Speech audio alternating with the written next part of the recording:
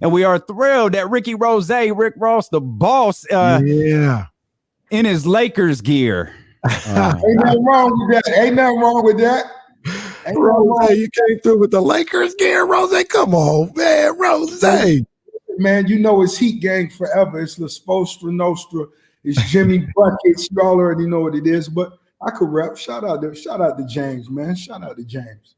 I feel you. Is Jimmy Butler, like, because we talk about him all the time, that the Kings lack a player with that Jimmy Butler mentality, with that dog mentality. Is he one of Miami's favorites just because of the way that he gets after it? Of course. Of course. After they predicted our season last year and us going all the way to the top and went out with our head up, you got to respect that. How can you not? You know what I'm saying? How can you not? Now, there's so many people we admire that never went to the top. Yeah, I feel you on that.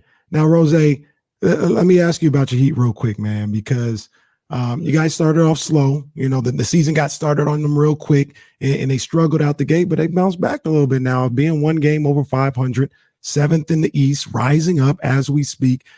How are they feeling about the Heat? Are you guys turning it up right at the right time to make another push towards the finals, in your opinion? I mean, you know, based off how we played last season, you know, they may have thought, shit, they ain't think we was going to go 500 last season. You know what I'm saying? And we went to the finals. So I just go based off the way Jimmy feeling, the way Bam feeling.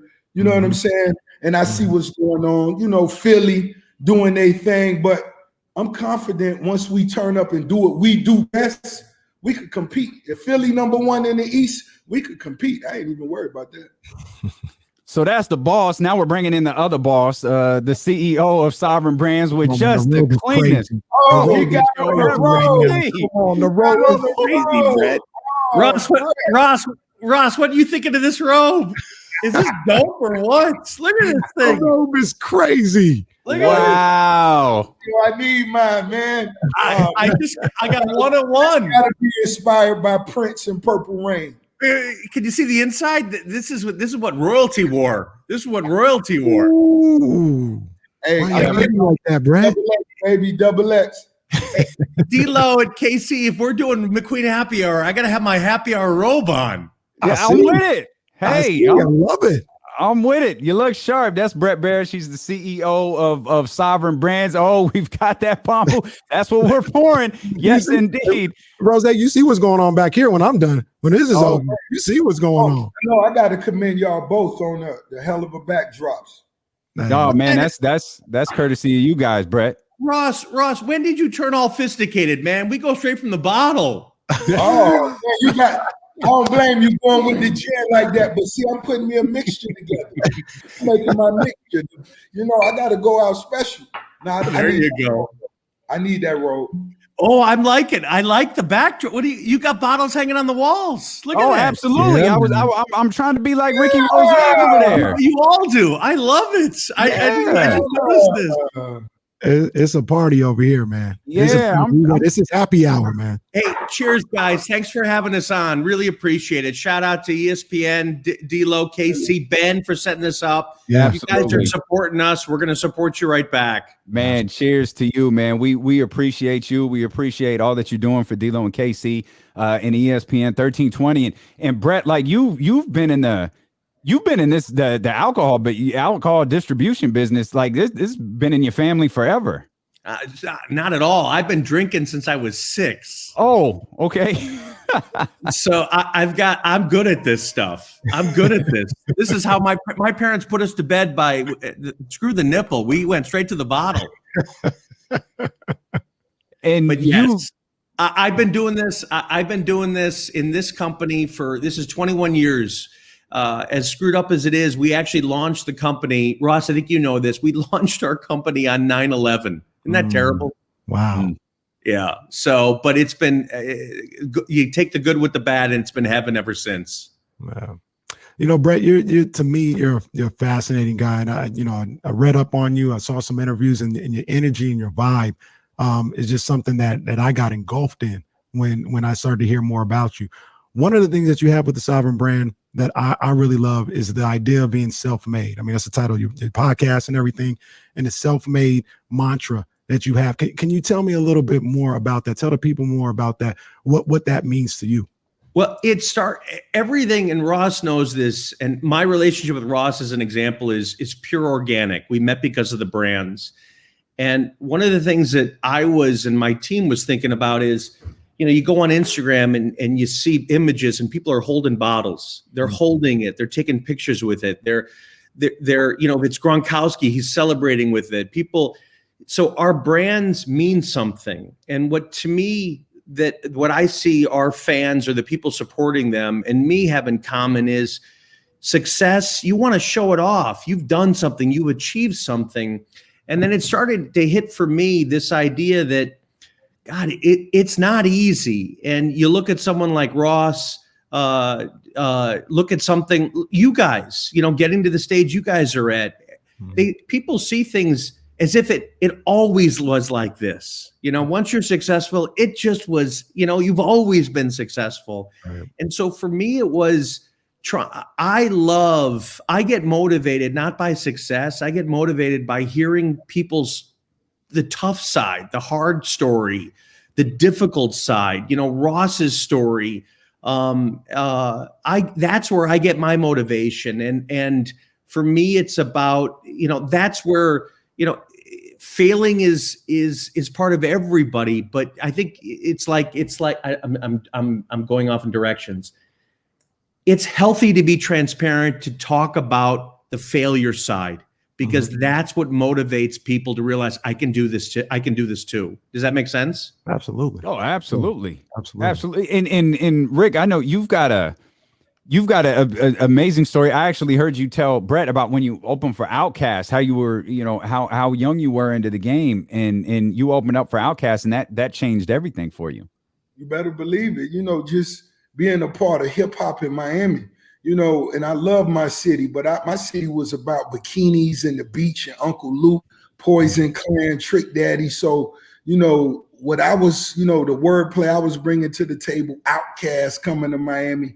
Yo, man, I had to be there to just see Crumbling Nerd perform live. You know what I'm saying? And players ball. And, man, it most definitely changed the game for me.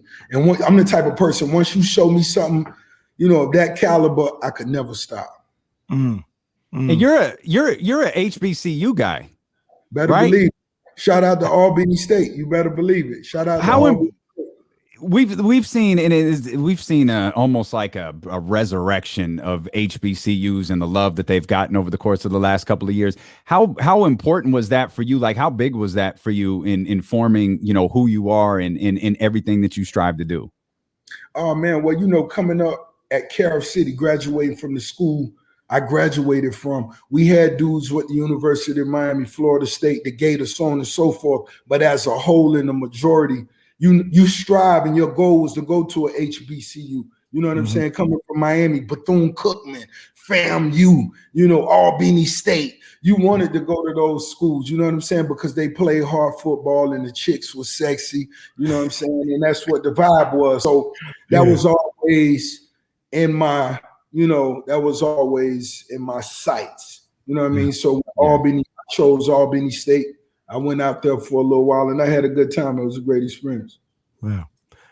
We know Rose, big sports guy. We're going to ask him a bunch of sports fans. But Brett, you a sports guy? You got, what's your favorite teams? Where's your alliances at? What's going on? Yeah, huge sports. I'm from Chicago, live in Chicago. So I'm Bulls, Bears, Cubs.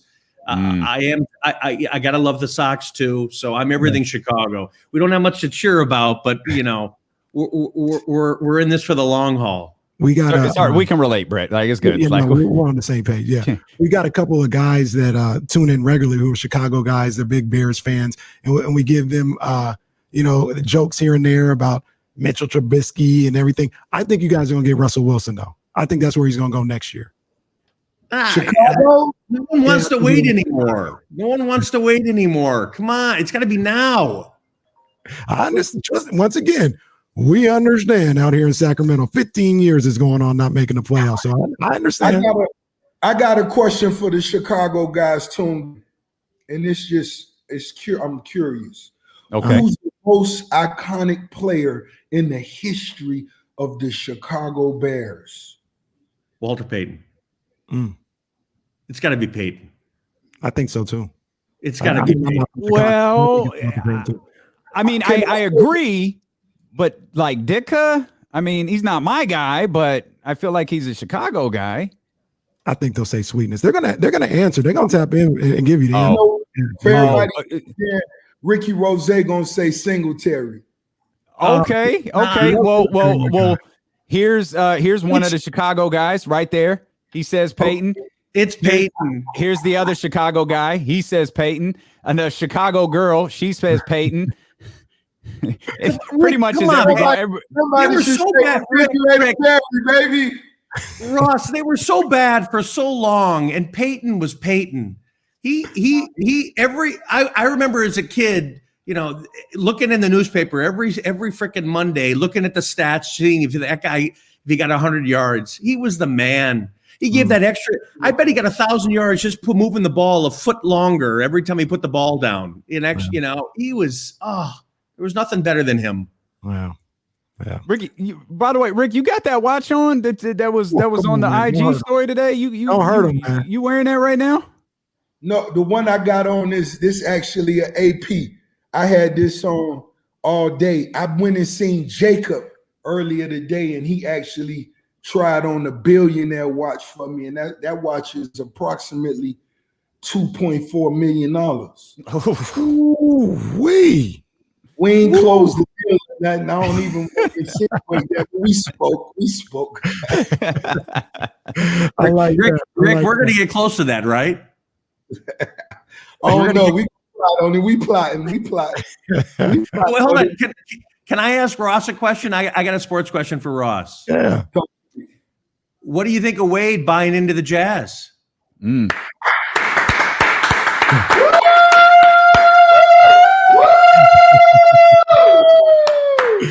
I'm guessing. So hold on. Here's my question. So I'm assuming it's two questions. Who's the team that you'd want to buy into, and who's the second team if you couldn't buy into the first? The Kings. Yeah, NBA. Miami Heat, first and foremost.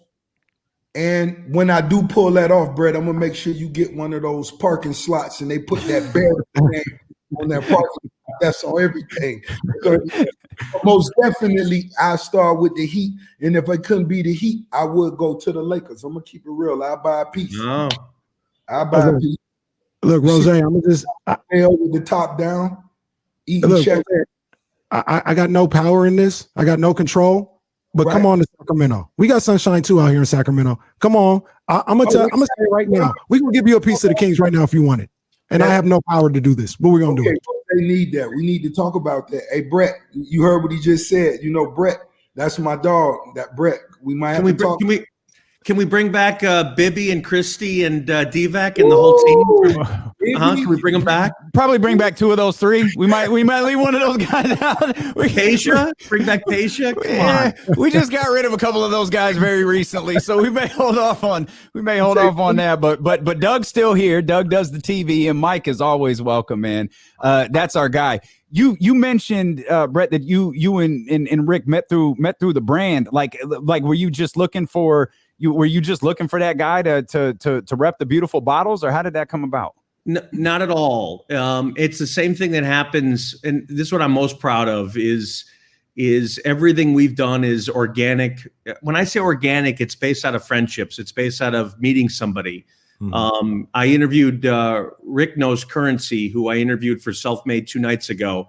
But perfect example, I just met Currency. This is awesome. Nicest guy in the whole world. We're building a friendship. I want to do something with him. I like him. Rick heard about Bel Air, gotten put in. I hooked. This is before the internet. This is before social media. Right. And not to cut you off, Brett, but I actually was partying. I had a hit record. I was in New York City. I went to a club, Greenhouse, I want to believe it is. And DJ Clue was the DJ of the night. And when I got in VIP, DJ Clue had the chicks bring me a big bucket of the black bottles. Mm-hmm. You know what I'm saying? Everybody know, Ricky Rose, that's the nickname that come from the champagne. You know what I'm saying? I was at the forefront of that in Miami coming up, That's how they get down. And so in New York, I have a good night that night. I get to the hotel, wake up the next morning, I hit Clue. What's up, homie? What was the black bottles? I had never seen them, heard of them, or nothing. Didn't know what they was. Didn't stop to read it. I just hit them back. What's up? What the black bottles was you sent? Oh, that's Luke Belair, man. I know the homie Brett. Brett, you know him? Man, shoot him my number. Let me holler at him, man. That shit was good. I need some of that shit. I just want to, learn the game. And that's what it was. That was the introduction. Once I went and sat down with Brett, I looked around the office, seeing what the vibe was. And he just told me, come around, fuck around and shit. I just been going down. Ricky, we on the radio. I let a couple of those ride. I just want to remind you, we on the radio. We on the radio, Rick. There you go. But D'Lo, it's true though. Everything and this is what I'm like. And again, I'll use Currency's example. He's very proud of the fact that his relationships, everything he does is based on friendship.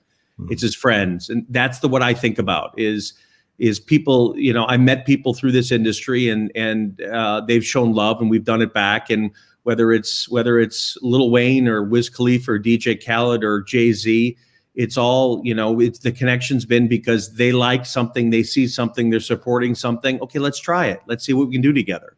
I'm fortunate. Ross has been.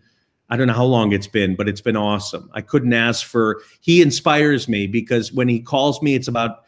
He's got an idea that's what I want. I live for that stuff. Wow. I'll tell you Casey, real quick, just a short story about like when Casey and I started working together, man, over the summer. He came over to the house. We were still at the time where we really couldn't, really hang out like you'd want to. You couldn't have a lot of people over, but we were kind of celebrating doing this thing with ESPN 1320. The first thing we opened was that white bottle behind me, that Lux. We opened that. We've been drinking this for a really long time. Yeah. So the fact that we got when I connected with Ben, Black Bottles 916, who you had mentioned, and he had connected with ESPN 1320 talking about McQueen and the Violet Fog. We really want to hype up this gin we're doing. And it's like, cool. He dropped me off some gin and left me his card. And I saw the Luke Belair logo. I was like, okay, hey, well, yo, like, what's the relationship here? Oh, that's the brands. That's all Sovereign brands. We've been on that Belair for years now. Yeah. So it's a cool story for us to know that the thing that we toast when we got this show was your company now, who is our biggest sponsor. There's nothing better. And I think, speaking to people like Ross in this space, in the music space, it's like when you say stuff like that, I get the chills. It's like listening to your own song on the radio. Yeah. It's an amazing feeling. And if we can connect through brands, it's awesome. And Rose, correct me if I'm wrong, but I heard one of the, you guys got a good relationship as well, but one of the reasons you went and partnered with Brett and have the Rose and the black bottles and everything is you said it's when somebody's in the club, yeah, I could have an Ace of Spades or something, but I want them to have the Ross experience as much as possible. And the Belair is affordable for a common guy like myself. So if I want to party like Rick Ross, I can do it just like Rick Ross. I thought that was so dope that you had that foresight to be able to kind of include everybody in on how you get down as much as you possibly can. Yeah, most definitely. And nothing changed because I knew what it was like going in the club on South Beach as a youngster, couldn't afford, as that Dom Perignon came by, going to the VIP. I know what it was like holding on to that last $40. You understand? And so once it came across me and when I seen it, when I enjoyed the bottles, I drunk the liquor, you couldn't tell me this wasn't a $300 bottle of champagne. Right. Mm-hmm. Right. There's no way you couldn't tell me that. That's fast. Yeah, it was a different bottle from Ace of Spades, but I'm like, homie, I done been around the world. I know what I'm drinking. And once I found out how much it was, I'm like, yo, the streets got to know this. Yeah. The streets got to feel this, man. This rosé. We got to, hey, man, I'm going to hold you down, Brett. I'm going to hold you down. And that's just what it was. And it was love. And from there, man, it's been genuine.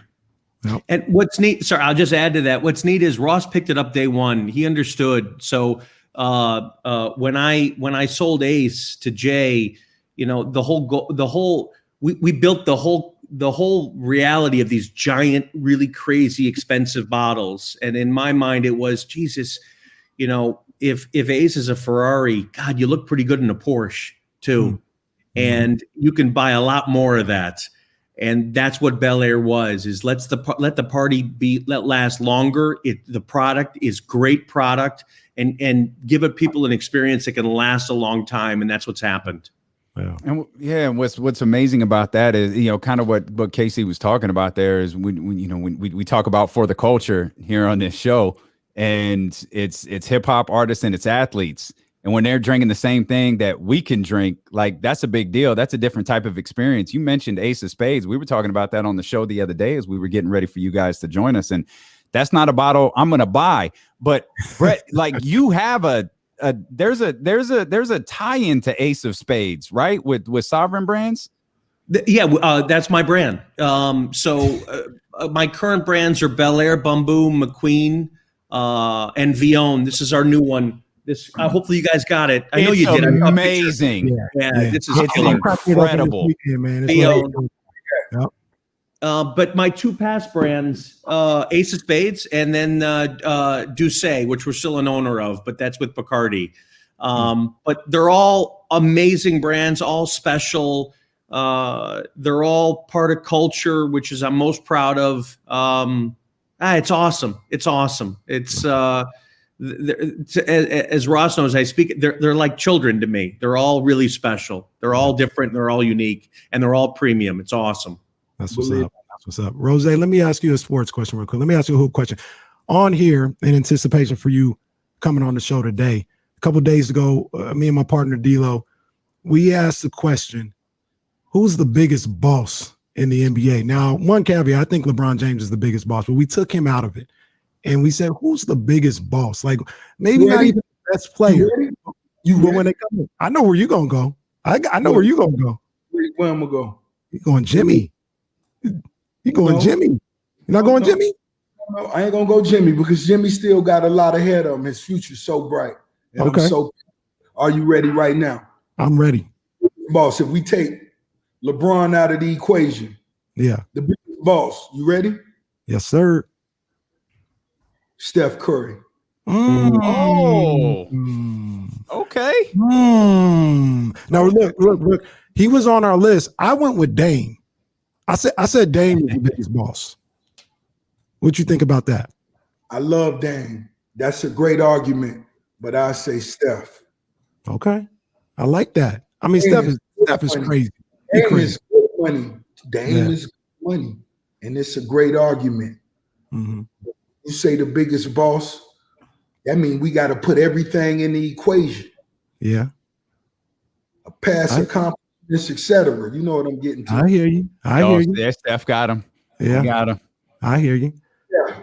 I put Jimmy in there, though, because when I think about the biggest boss. No. Jimmy is most definitely, you got to be, okay, when I think about what Steph did for the, past few seasons, what he accomplished, what he been a part of, the way he been humble, that's a boss. You know what I'm saying? The way Jimmy kicked the door in last season with the Heat. Come on now. Everybody else, they head off to the home. He made himself clear. He made everything clear and his future bright. And I'm super excited for the Heat. Yeah. Regardless of whatever our record is right now, because, I really tune in as we get closer to the end of the season. I just let my homies warm up and do their thing right now. Are you excited about the Dolphins season too? They look like they got a future ahead of them. Of course we do. What you mean? Well, Red's handling this business, and all I want to do is make sure as a team and as a unit, we continue to support Tua. Okay. I want to make sure the franchise continue to support Tua, and I look forward to a second season. You know what I'm saying? Yeah, absolutely. Brett, one of the things, like I said, that I gathered from you when hearing different interviews and things of that nature, and it really stuck out to me, and I love it, is you mentioned how sometimes, a lot of the times, you go with your gut, even if your partners or your business partners or the guys who are in charge of the numbers say, if you go about it this way, you probably make more money. You mentioned it with the black bottles. You said nobody said don't do black bottles. Nobody does black bottles, but you felt that had a different energy and the type of energy that you were looking for, and you're not going to compromise a couple of dollars because of your feeling. It stuck out to me so much, man. Can you expand on that just a little bit about how you go about that? I think it honestly, it comes from that, to me, that other side of self-made, which is the times you screw up. I think in this business, my first 6 years, I didn't trust myself. If someone had said to me, you know what, don't put exactly this, don't put in a black bottle, I would have changed it. Don't price it, I would have changed it. That would have ruined our destiny. Correct. You got to come out with the brute first, because you can't launch rosé first. I would have changed it. And it's honestly, it's making mistakes, and then you learn. It's like, Jesus, you know what? I did this for a reason. I think Ross gets it. If anybody's going to screw this up, I want it to be my fault. I want that ownership. It's my fault. Once you realize, like, that it's on me, then you can breathe a little bit easier. You know what? I'll take responsibility. I'm going to do this. So you can listen to other people. You can take their input. But you gotta, okay, I'm going to make the decision. I'm making the decision. With Vion, our distributors with this new brand told us price it $10 higher. No one ever says that. You got to increase the price by $10. No. We feel good about this price. The consumer's going to love it. The trade's going to love it. Let's stick with this. Wow. It just, you got to trust it. Trust your instincts. Yeah. Everything you make tastes like it's like super high end. Like I could equate your brand to Apple. Like, when you're an Apple, like if you use Apple stuff, like everything with Apple goes together. The iPad, the MacBook, the HomePod, the Apple TV, like they all work in sync.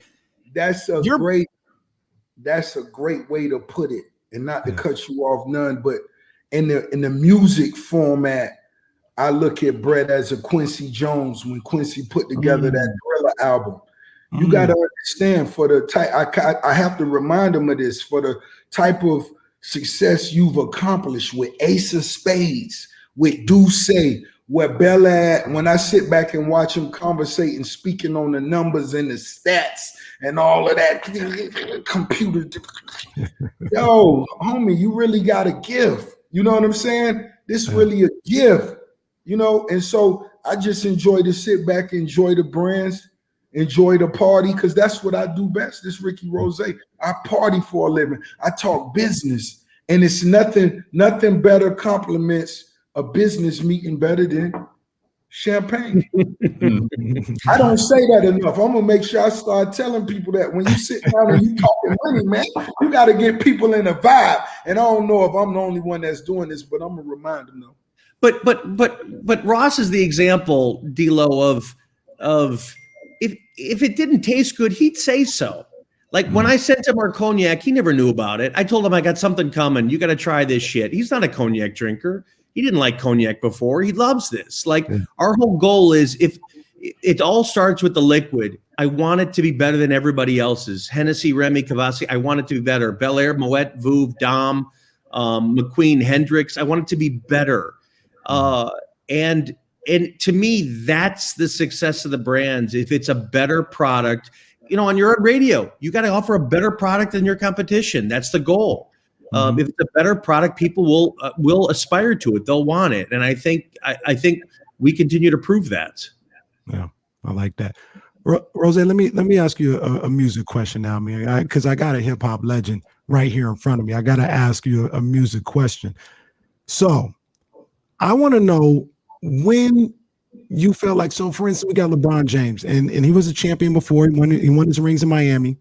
But in 2016, what he did with Cleveland and beating the Warriors, that took him to a spot where it was like, yeah, they can't say nothing about me no more. I'm one of the all-time greats. And I know you had Port of Miami. I love it. Love Trilla. But my personal favorite, Teflon Don. I feel like that's the one that said, no, you can't say nothing about Ross no more, man. This dude, he's an all-timer. And he's done great projects after that. That wasn't the end of it. Just like LeBron won the championship after that Cleveland one. But I felt like it all came together with Teflon Don, my favorite album. Is that the same way you felt then, or was it a different album when you were like, hey, I'm here forever? When Teflon Don hit the streets, it felt different. It was a different feeling. And it's one of those small things that as an artist, maybe only an artist will notice or feel, when you walk into those venues, the way, you know, they used to reach and touch you and grab you. The fans love to touch that sweaty shirt after you just finished performing. But when I drop Teflon Don, it's like they ain't touch me. They just look.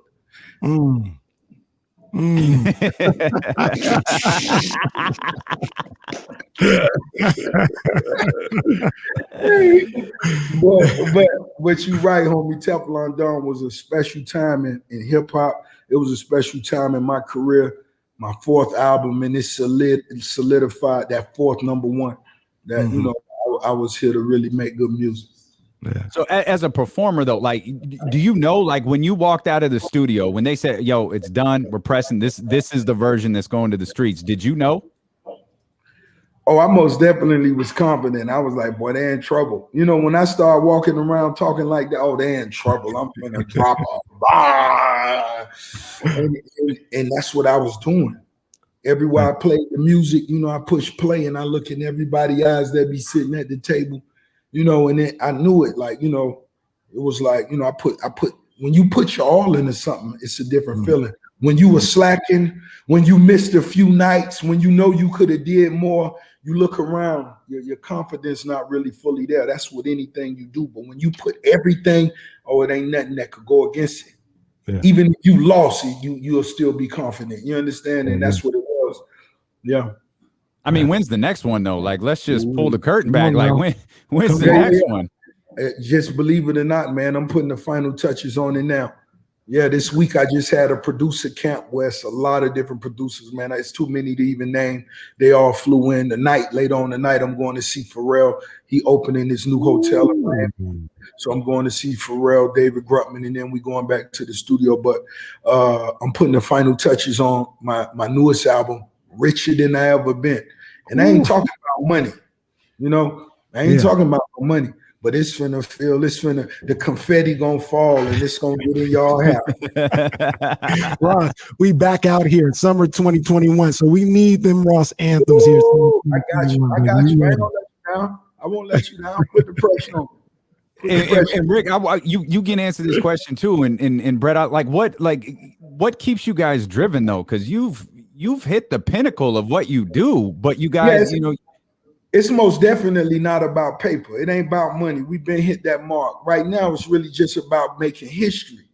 You know what I'm saying? When I rep these brands the way I do, it's really like when I was going to the club watching Don P come by. I wasn't a part of that wave. I couldn't afford that. That ain't blossom in front of my eyes. That ain't grow in front of my eyes. So this is the Dom Perignon of my generation. You know what I'm saying? So as an artist, I feel good because I go to the club 5 nights a week. And instead of going somewhere every night, doing something different, tasting something different, chasing something different. Some nights it was all right. The other nights it wasn't. You throwing your body in a vibe versus me getting accustomed to what I like the most. And what I didn't know what it was, I just genuinely in New York City partying, woke up the next night after I don't know how many bottles.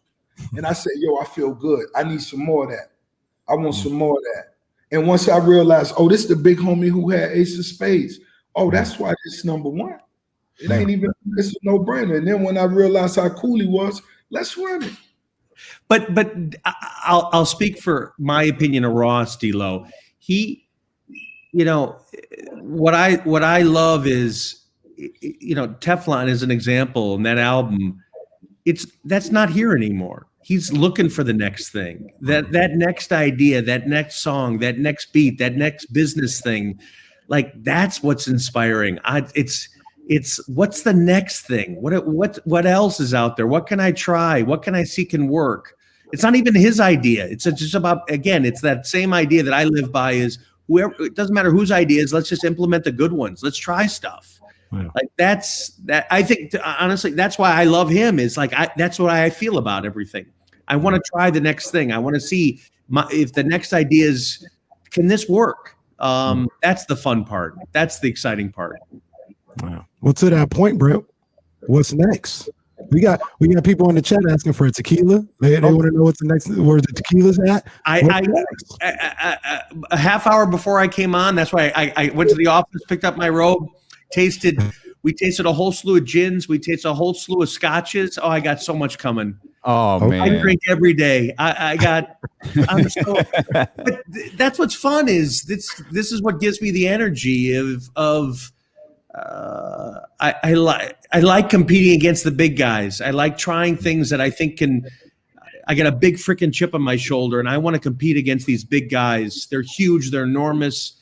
And I want to hit them when they don't even know what hit them. Like, that's exciting. It just it eats me. Yeah, I love that's speaking. And we'll hit a what's next since you dropped the album. I think I read Rick, your son is already getting letters from did he get an offer from the U to go play football already? Man, believe it or not, my son, a freshman in high school, they just won he was just a part of his first state championship. Shout out to St. Thomas. Yeah, he actually got maybe 7 to 8 verbal commitments from some real powerful schools, man. And I'm proud of him. He's still humble. He's still focused. He's not getting overexcited. And I let him know it's all about the team. Teamwork make the dream work. You know what I'm saying? Don't nothing come before the team. So he most definitely doing his thing though. What position you play? He left tackle. Right now he's about 6'4". I'm not sure how much he weighed. He was size 14 shoe at age 15. Come on, man. Look, I'm gonna tell you at age 15. Hey Ross, I know you're Miami or whatever, but I'm gonna talk to Kyle Shanahan and John Lynch and make sure they keep an eye on him so we can bring him out to San Francisco. That's what we need. We need protection like that. Feel free, and if I gotta click him in and conference him with Nick Saban or somebody. Well, you already good with Robert Kraft and Bill Belichick. I mean, you've got the end when the time is right. Oh yeah. We most definitely. I'm cool with the homies, but yeah, most definitely. We appreciate you guys so much. I gotta go. I gotta throw one more thing at you. I don't know how many people are aware. Your house, Rick, was in Coming to America. Right. Have you been in every bedroom of that house? I have. And how many is it? Honestly, I'm not sure. Okay, so I'm gonna tell you what. And the reason I tell you that is because you read certain things. Oh, the house 120 rooms, and you like, yo, I never, I know they count all the little rooms and the big rooms, and I could never. No. Let's put some perspective, D'Lo. I've been to the house so many times, and I'm walking around. I don't know who I was talking to, and someone's like, "You've seen the red garage, right?" Red garage. What are you talking about? Red garage. He's like, "You haven't been to the red garage?" I'm like, "What red garage?" Then I get walked over. There's a freaking whole garage full of red cars. Oh, that's I didn't even know it was there. Diddy was looking at, right? Rose, Diddy was you was on your IG and Diddy was walking by there tripping out, right? Yeah. I took Diddy by the black side first, and we walked around. And when he finally made it to the red side, he was like, "They need to see this film." There's softball fields. There's a pond for koi fish where you can go fishing. There's basketball courts. I slept over one night and I felt so awkward. I felt so weird. I texted D Wade and said, "D Wade, I swear I think I'm in your bedroom right now." Because there's D Wade paraphernalia, there are pictures and there's jerseys. And I'm like, God, I think I'm in your room. Is it okay if I sleep here? It's enormous. That's awesome. I read 109, just for the record. That's how many rooms I read. 109. Oh, that's why you're the biggest boss. Man, I couldn't tell you. I couldn't even. He wants, ready for this? I'm sleeping over at the house. I get up every morning and go walk. And I got up and I started walking. And I'm walking around the property. And I get a phone call, and it's Rick. He's like, "Where are you?" I'm like, "I'm walking somewhere on your property." He's like, he goes, "Well, I'll come meet you." I said, "Where are you?" He's like, "I'm in the front of the property." It took us 25 minutes to get to each other. 25 minutes to find each other. Once again, that's why he the biggest boss. I know you guys got to run, but I got to get, before you get out of here, sports show, this hoop season. So I got to know, both of you guys, what's your finals prediction, man? Who's going to be in the NBA finals? Brett, you go ahead first, man. Well, I feel bad for Denver right now. I like underdogs. Yeah. So I really want. I'm an underdog guy. I want the Jazz on the West, and I'd love to see the Heat or the Celtics. Okay. I'm an underdog guy. The Nets got too much. I hate that kind of stuff. They got too much. They got my boy Kyrie though. That's my guy. Yeah. My guy Kyrie. Ross, what do you say? Heat. Let's go, Heat gang. Salute Pat Riley, LaSpostra Nostra, Eric Spoelstra, Jimmy Buckets. Yeah. Indeed. Bam. One time for the Heat. And I know the Jazz doing their thing. But you know what I want to do? Because I did kind of take it personal. Let's bring the Lakers back. Oh, let's run it back. Yeah, let's run it back. Yeah. Okay. I like that. I like that. Let's make it personal. I might have to go to South Florida. That's what the caption need to be on this one. This is personal. I'm with it. Well, man, we can't thank you both enough for spending so much time with us. We can't thank you enough for Sovereign Brands and particularly McQueen and the Violet Fog, all the incredible things that they do for D'Lo and KC and ESPN 1320, man. Thank you both so much for being so generous with your time. That. Yes, yes, indeed. It's time coming up next, Rose. Yeah, we're ready. Baby. I got my cup. I'm ready to go, baby. It's Friday. Hey, shout out to Ben. Shout out to Ben for setting this up, and my distributor RNDC in California. They love you guys. So, oh man, and we love you guys. It. We love you guys right back, man. We'd be thrilled to do it again, man. Thank you both for joining us. Thank you so much. Guys. Thank you, Ross. Love you for life. That's love. Yes, indeed. That's amazing stuff, man. Ricky Rose, Rick Ross, Brett Berish there.